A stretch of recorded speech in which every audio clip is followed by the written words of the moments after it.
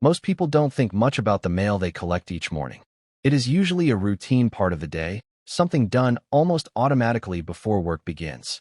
Bills, advertisements, the occasional magazine subscription, maybe a postcard from a relative during the holidays.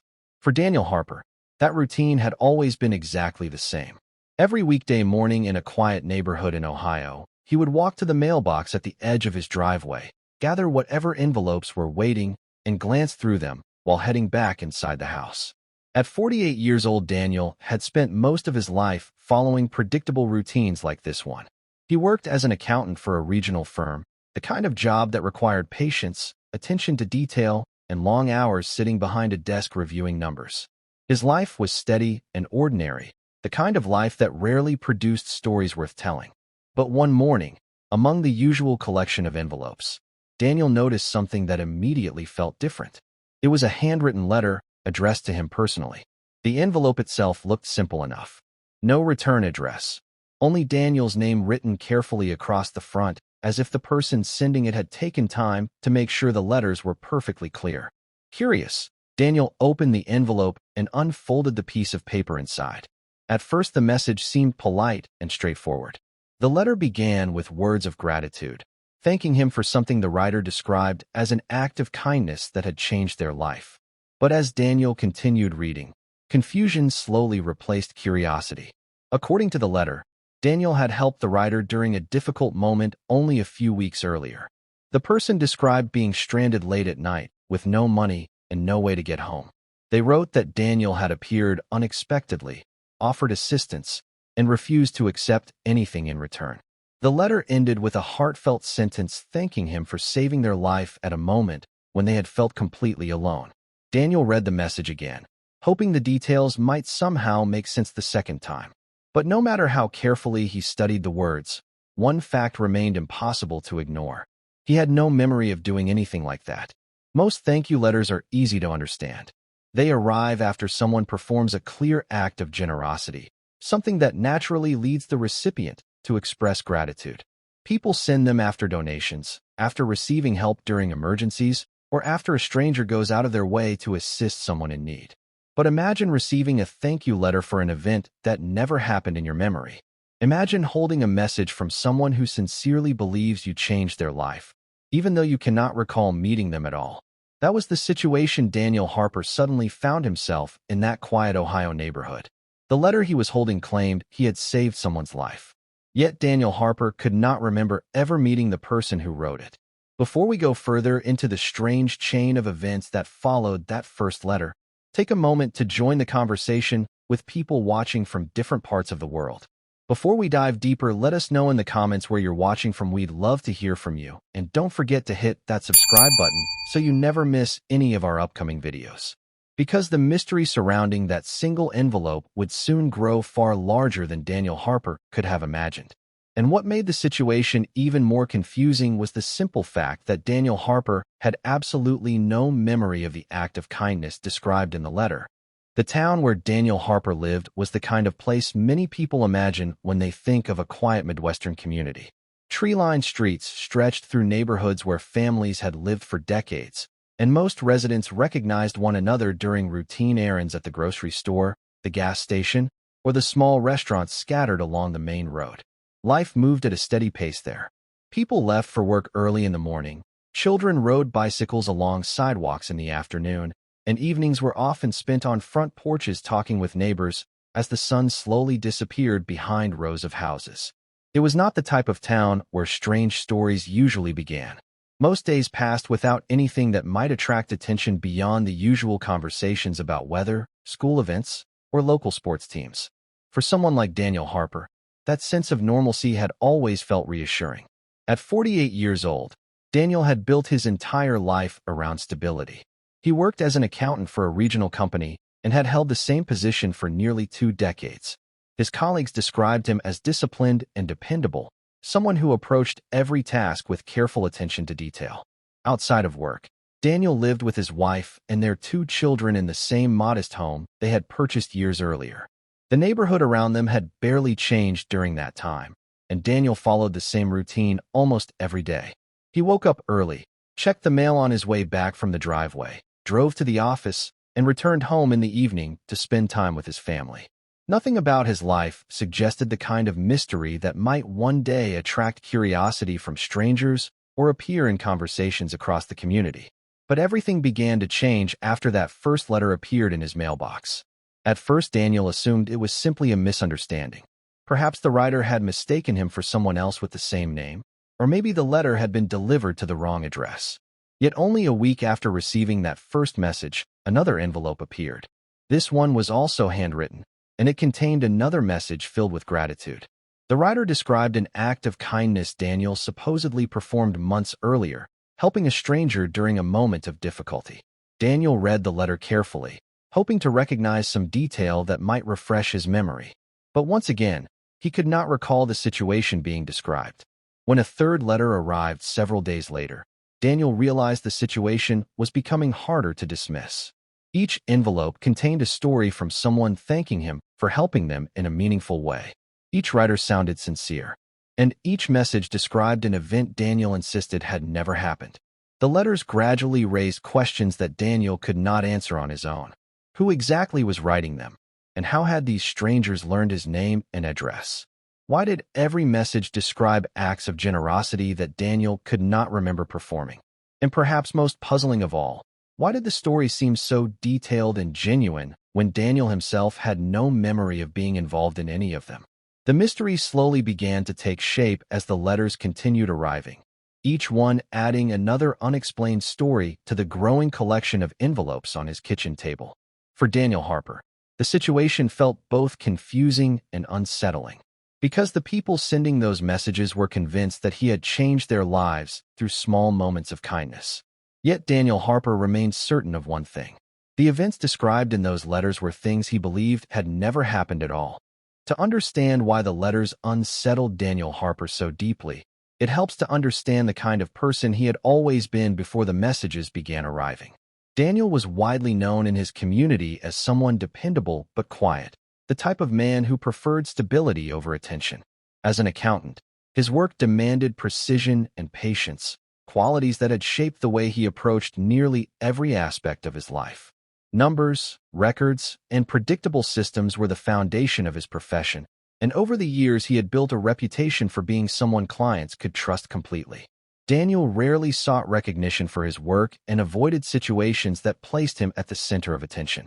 His friends often described him as private, someone who preferred listening during conversations rather than dominating them. Yet despite his reserved personality, the people who knew him best agreed on one thing. If Daniel Harper promised to help someone, he would quietly find a way to do it. At home, Daniel shared his life with his wife, Rachel Harper, and their 2 teenage children. Their household looked much like many others in the quiet Ohio neighborhood where they lived. Evenings were often spent at the dinner table discussing school activities, weekend plans, or the small events that filled each day. Rachel had always admired Daniel's steady nature, but she also knew he sometimes carried the weight of responsibility more heavily than he admitted. When Daniel first showed her the mysterious letter thanking him for an act of kindness he could not remember, Rachel reacted with a mixture of curiosity and skepticism. Her first instinct was that someone had simply confused Daniel with another person. In a town where many families had lived for generations, mistaken identity was not impossible. Still, she could see that the situation had begun troubling her husband more than he expected. Outside the Harper household, Daniel's reputation remained much the same as it had been for years. Neighbors described him as polite, helpful, and respectful, the kind of person who would offer assistance if someone needed help carrying groceries or repairing something around the house. Yet none of those everyday gestures seemed remarkable enough to inspire emotional letters from strangers. The messages Daniel received described moments far more significant than simple neighborly favors. They spoke about situations where someone felt lost or desperate before Daniel appeared and offered help that changed the course of their lives. Those stories did not match the quiet routine Daniel believed he lived each day. As far as he could remember, his days were filled with spreadsheets, meetings, family dinners, and the predictable rhythm of suburban life. However, there was one detail about Daniel's life that began to seem more important after the letters arrived. Over the past few years, he had struggled with severe exhaustion caused by long work hours and constant deadlines. The pressure of balancing professional responsibilities with family life had gradually taken its toll. Occasionally, Daniel would wake up feeling as though he had not truly rested, even after spending an entire night in bed. There had also been a few moments Rachel remembered clearly when Daniel seemed disoriented during the night, wandering briefly through the house before returning to bed without recalling it the next morning. Doctors who examined him suggested the episodes were likely related to stress and sleep disturbances, something that might improve if Daniel reduced his workload and allowed himself more time to rest. At the time, those explanations seemed reasonable enough. But when the second envelope appeared in the mailbox, only days after the first letter, Daniel began to wonder if those small incidents might somehow be connected to the growing mystery. Weeks passed after the first mysterious envelope appeared in Daniel Harper's mailbox, and for a short time, he tried to convince himself the situation would simply fade away. Perhaps the letter had been written by someone who confused him with another person, or maybe it had been meant for someone else entirely. But that explanation became harder to believe when a second envelope arrived.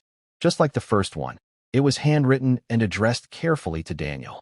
Inside was another letter filled with gratitude, this time written by a man who described a frightening experience during a winter storm several months earlier. According to the letter, the writer's car had broken down late at night on a nearly empty highway. Temperatures had dropped quickly, and he had begun to worry that he might not make it home safely.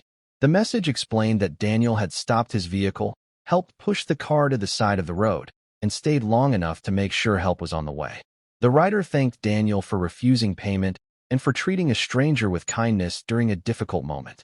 When Daniel finished reading the letter, he looked up slowly from the page. He had no memory of ever being on that highway during a storm. The arrival of the second message changed the way Daniel thought about the first one. If two strangers were writing to thank him for separate events he could not remember, the situation was no longer easy to dismiss as coincidence.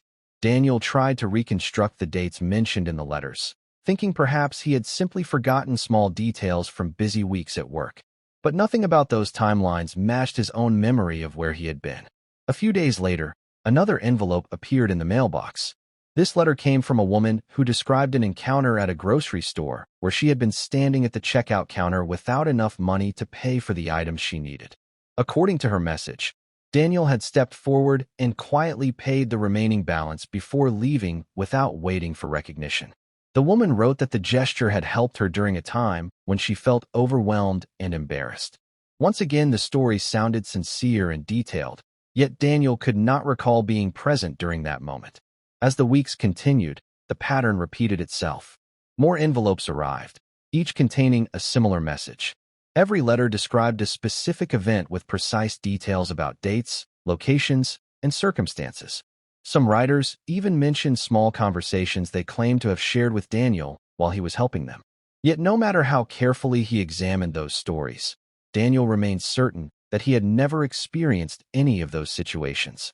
The growing collection of envelopes began to cover the kitchen table as he and Rachel Harper tried to make sense of them together. At first, Rachel believed there might be a simple explanation hidden somewhere in the details, but the sincerity of the letters made the mystery increasingly difficult to ignore. Each person who wrote to Daniel sounded genuinely grateful, as if they truly believed he had appeared during a moment when they needed help most. Eventually, the unusual story began spreading beyond the Harper household. One of the people who had written a letter shared the experience on social media, explaining how a man named Daniel Harper had helped them unexpectedly months earlier. The story attracted attention quickly, and soon local reporters began asking questions about the growing number of messages. A small news segment aired describing the mystery of the accountant who kept receiving thank you letters for acts of kindness he insisted he could not remember. After that report aired, more people came forward with similar stories. Several members of the community claimed Daniel had helped them in quiet ways during difficult moments. Some remembered him assisting with car trouble. Others described small gestures of generosity that seemed to appear at exactly the right time. Each account sounded sincere, and none of the people involved appeared to have any reason to fabricate their experiences. For Daniel Harper, hearing those stories only deepened the mystery. He listened carefully as each person described their encounter, searching for any detail that might refresh his memory. But nothing felt familiar. Every person speaking about those moments sounded honest, convinced that Daniel had been there when they needed help. Yet Daniel himself had absolutely no memory of meeting any of them. By the time the number of letters had grown beyond a handful, Daniel Harper realized the mystery could not simply be ignored or explained away as coincidence. The messages described too many different encounters, each with specific details about places and times that could potentially be verified. Instead of continuing to wonder about what might be happening, Daniel decided to begin investigating the stories himself. He started by making a list of every location mentioned in the letters: gas stations, grocery stores, highways outside town, and small businesses where strangers claimed he had appeared during moments of difficulty. One by one, Daniel visited those places, hoping that seeing the locations in person might help him recall something he had forgotten. At first, the effort felt awkward, almost embarrassing, because he was essentially asking strangers to explain events he supposedly participated in but could not remember. Yet the people he spoke with treated the situation seriously. When Daniel explained who he was, many of them immediately recognized his name. The conversations Daniel had during those visits only made the mystery more unsettling. Each person he interviewed told a story that sounded remarkably similar in tone. They described moments when they had been facing some form of problem or hardship, often late at night or during stressful situations when help was least expected. In every case, they claimed Daniel had appeared unexpectedly, offered assistance without hesitation, and then quietly left without asking for recognition or reward. Some remembered brief conversations with him while he helped them solve their problem. Others said the encounter lasted only a few minutes before Daniel continued on his way. What made the accounts especially striking was the sincerity of the people telling them. None of them appeared to be exaggerating or joking. They spoke with genuine gratitude, convinced that Daniel had played a small but meaningful role in helping them during a difficult moment in their lives. For Daniel Harper, hearing those stories repeated again and again was both fascinating and deeply confusing, because every detail sounded completely unfamiliar to him. Hoping to find something more concrete than personal recollections, Daniel began asking business owners whether any security cameras might have recorded the moments described in the letters. At first, he did not expect to find much. Many small stores delete surveillance footage after a short period of time, and the dates mentioned in the letters were often months in the past. But eventually, one store manager located archived footage from a night that matched one of the stories. When the video appeared on the screen, Daniel watched carefully as the recording played. The camera showed the entrance of the store late in the evening. A woman stood at the checkout counter speaking quietly with the cashier while searching through her purse. Then the camera captured another figure stepping forward from behind her. Daniel felt a sudden tension as he recognized the person on the screen. The man offering to pay for the woman's groceries looked exactly like him. The posture, the voice, even the way he handed the money to the cashier all matched Daniel's appearance. Yet Daniel could not remember being inside that store at any point during the past year. Similar discoveries followed as Daniel continued his search. In another case, a gas station camera showed him helping a stranded driver outside the building late at night. In a third recording, he appeared speaking with someone near a roadside parking lot before helping them move a vehicle. Each piece of footage seemed to confirm the stories described in the letters. And each time Daniel watched himself performing those acts of kindness, he experienced the same unsettling realization. The person in the recordings looked and behaved exactly like him, yet the events themselves felt completely absent from his memory. The more evidence Daniel uncovered, the harder it became to dismiss the possibility that he had somehow been involved in those encounters without realizing it. Concerned about what this might mean, Daniel eventually decided to speak with medical professionals who specialized in sleep disorders and memory disturbances. Doctors listened carefully as he described the letters, the witness accounts, and the security footage showing him in places he did not remember visiting. After conducting several examinations and sleep studies, the specialists began to notice something unusual about Daniel's condition. His body showed signs of significant sleep disruption, patterns that suggested he had been experiencing episodes of activity during the night that were far more complex than ordinary sleepwalking. As the results of those tests began to take shape, Daniel found himself facing a possibility he had never considered before. Because the medical evaluation was revealing something about his behavior that Daniel himself had never expected to hear. As the medical evaluations continued, the specialists studying Daniel Harper's condition began noticing patterns that were far more unusual than simple stress or fatigue. Sleep studies were conducted over several nights, with Daniel connected to monitoring equipment designed to track brain activity, body movement, and breathing patterns during sleep. At first, the results appeared ordinary. Like many people under pressure, Daniel showed signs of restlessness during the night. But as the recordings were reviewed more carefully, something else became clear. There were periods when Daniel's brain activity suggested he was not fully awake, yet his body was moving with surprising coordination. These episodes did not resemble the brief wandering often associated with typical sleepwalking. Instead, the specialists observed signs of complex behavior taking place, while Daniel remained in a state somewhere between sleep and wakefulness.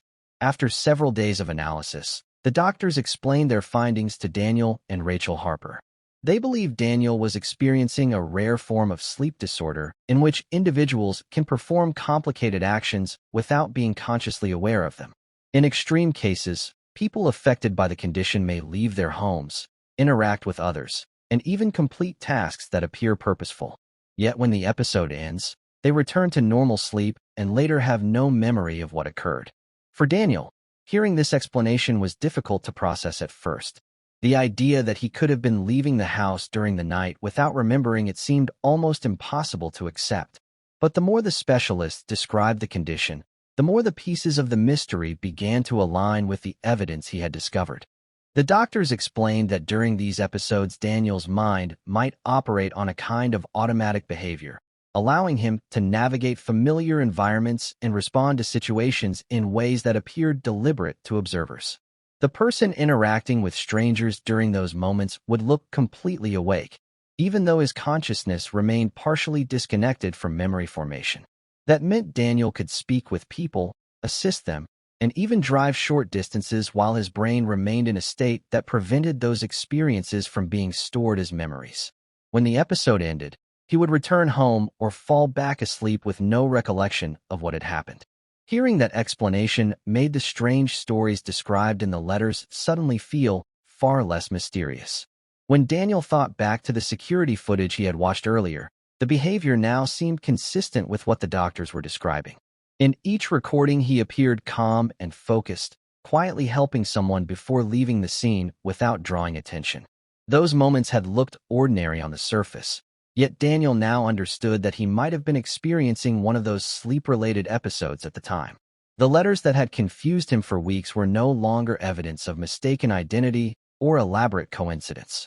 They were expressions of gratitude from people who had encountered him during those strange periods when he was moving through the world without forming memories of what he was doing.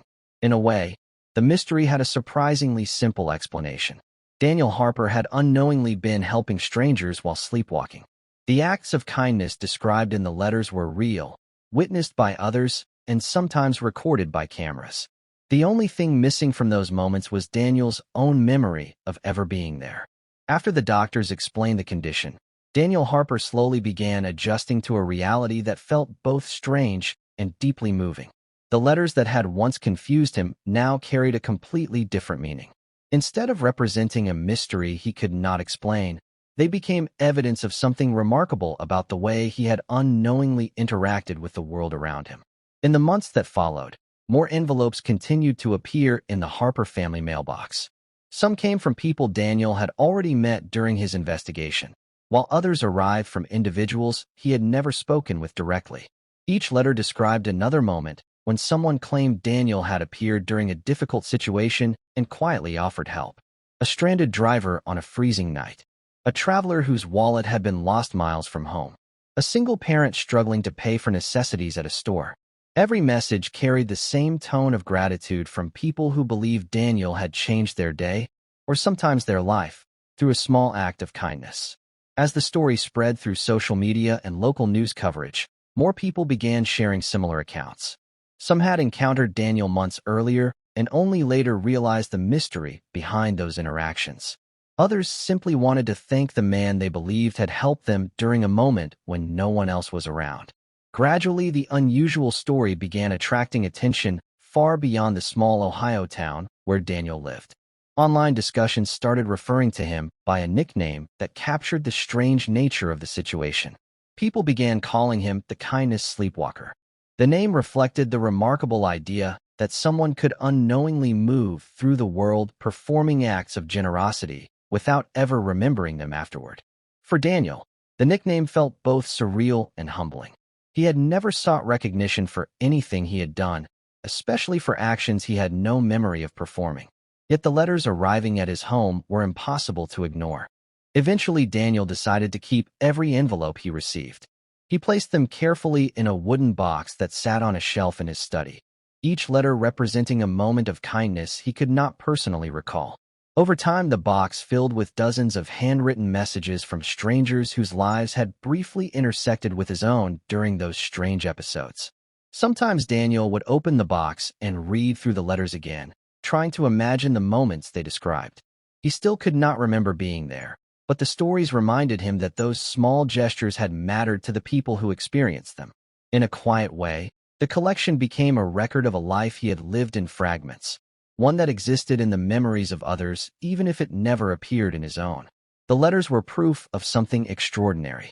They documented a series of moments where Daniel Harper had helped strangers when they needed it most, even though he would never personally remember doing so.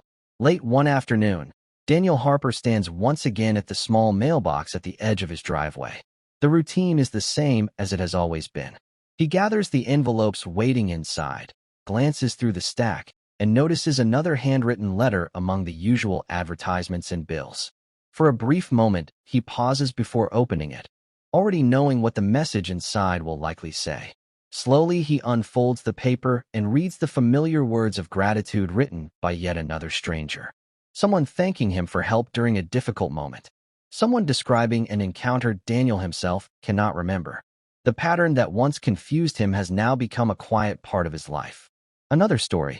Another act of kindness witnessed by someone else. Another moment that exists in the memories of others, but not in his own. What makes Daniel's story so unusual is not just the mystery of how those moments happened, but the reminder of how small actions can affect people in ways we rarely see. Each letter describes a situation that might have seemed ordinary at the time. Helping someone stranded on a cold night. Covering the cost of groceries when someone could not afford them. Offering assistance during a moment of uncertainty. None of those actions were dramatic or widely noticed.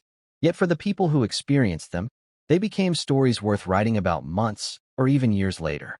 Daniel Harper never intended to become part of those stories, and he may never remember the moments they describe. But the evidence remains inside the wooden box in his study, where dozens of envelopes now rest as proof of the life he lived during those strange hours when his mind was somewhere between sleep and wakefulness. One man kept receiving thank you letters for kindness he never remembered performing.